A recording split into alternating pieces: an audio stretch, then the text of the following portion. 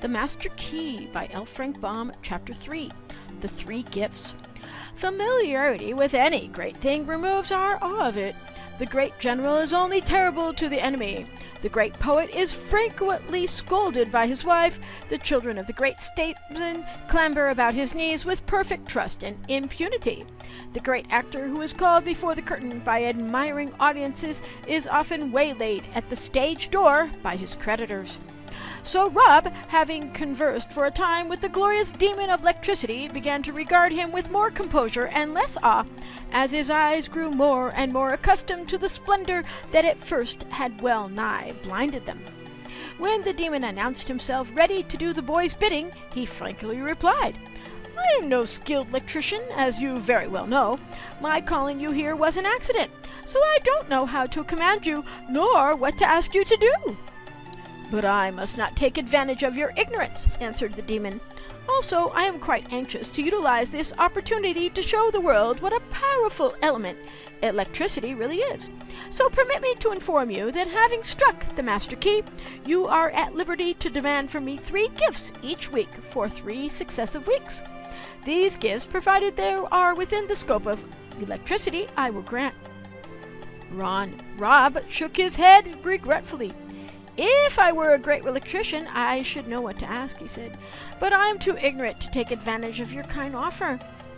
"Then," replied the demon, "I myself will suggest the gifts, and they will be of such a character that the earth people will learn the possibilities that lie before them and be encouraged to work more intelligently and to persevere in mastering those natural and simple laws which control electricity.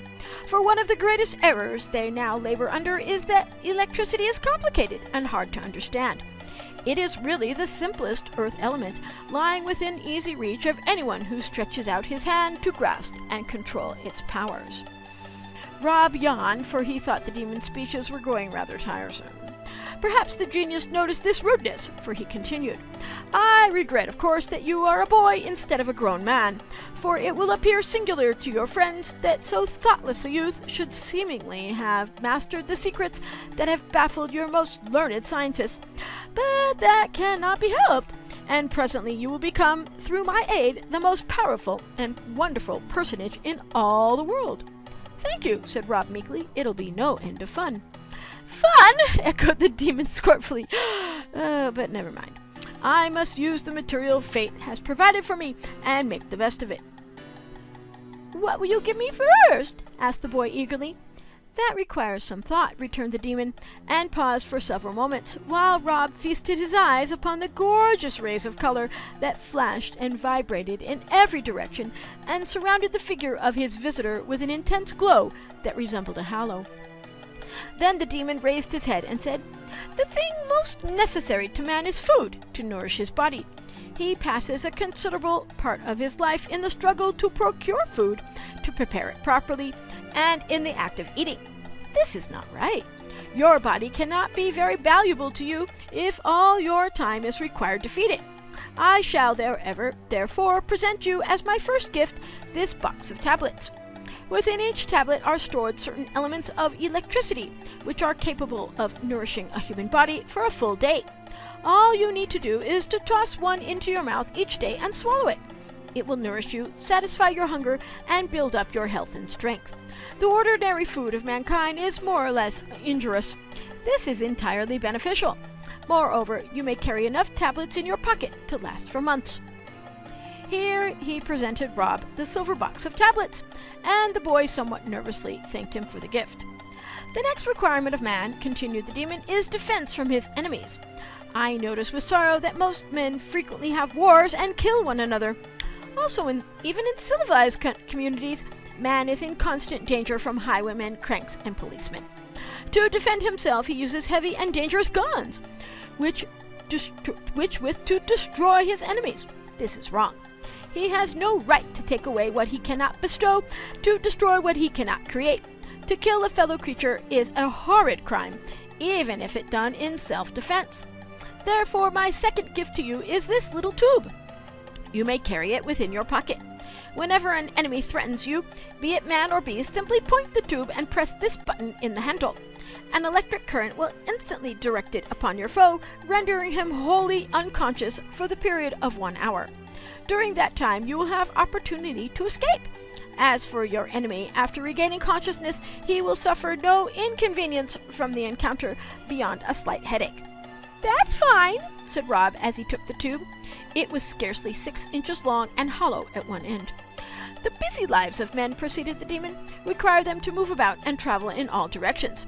Yet to assist them there is only such crude and awkward machines as electric trolleys, cable cars, steam railways, and automobiles.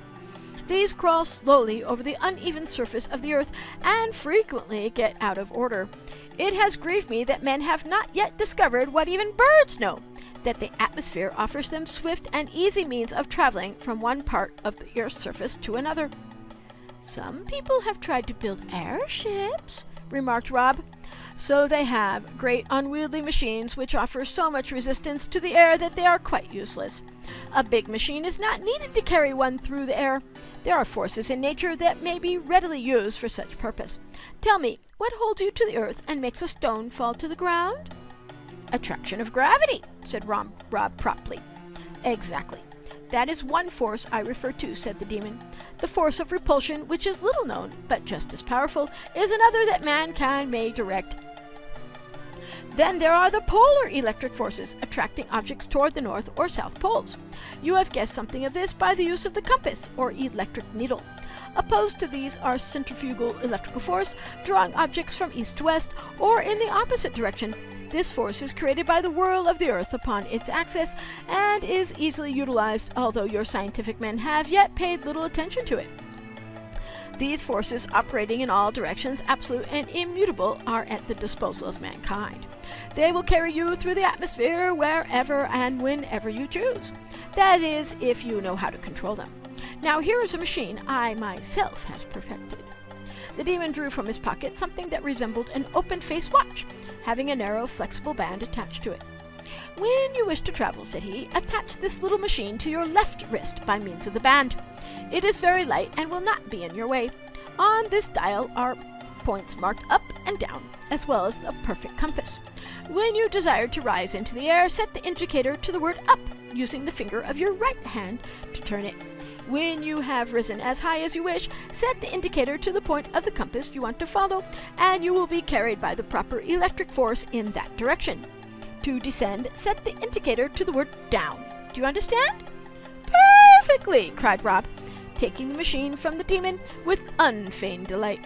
"This is really wonderful, and I'm awfully obliged to you." "Don't mention it," returned the demon dryly. "These 3 gifts you may amuse yourself with for the next week. It seems hard to entrust such great scientific discoveries to the discretion of a mere boy, but they are quite harmless, so if you exercise proper care you cannot get into trouble through their possession, and who knows what benefits to humanity may result? 1 week from today at this hour I will again appear to you, at which time you shall receive the 2nd series of electrical gifts."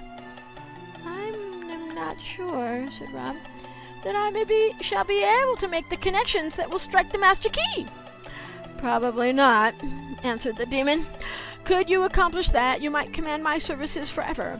But having once succeeded, you are entitled to the 9 gifts, 3 for each week for 3 weeks. So you have no need to call me to do my duty. I shall appear of my own accord." "Thank you," murmured the boy.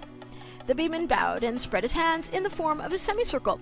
An instant later there was a blinding flash, and when Rob recovered from it and opened his eyes, the demon of electricity had disappeared.